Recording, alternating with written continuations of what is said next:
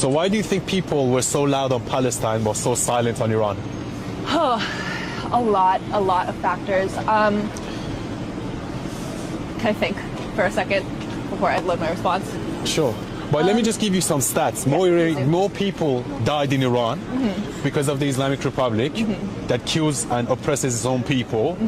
So this basically ticks all the left-wing narrative boxes. You have a group of oppressed people that are rising up against the tyrant, getting killed by that tyrant, shot in the head for protesting, which is their democratic right. You don't have a single campus shutdown. You don't have a single protest. You have protests by Iranians, but not by foreigners. Yet, you had protests non-stop for the last 2 years about Palestine, which I think they started the war by attacking Israel on 7th of October. Yeah, Israel responded, and they basically won the war.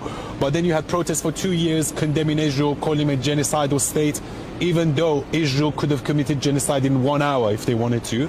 The reason why war took 2 years is because they didn't want to commit a genocide.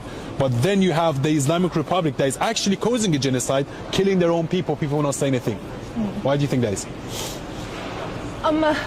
Many reasons. However, I do disagree fundamentally about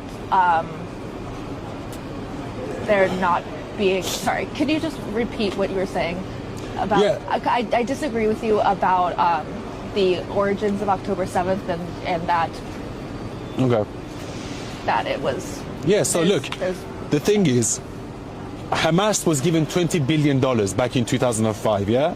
They could have built skyscrapers. They could have made Gaza the next Dubai if they wanted to, because they got the support from international community. They dragged every single Jew out of Gaza back in 2005. But then guess what happened? When Hamas took over, they killed all the oppositions, threw them off the buildings, destroyed all the glass houses that the Jews had built that provided food for them.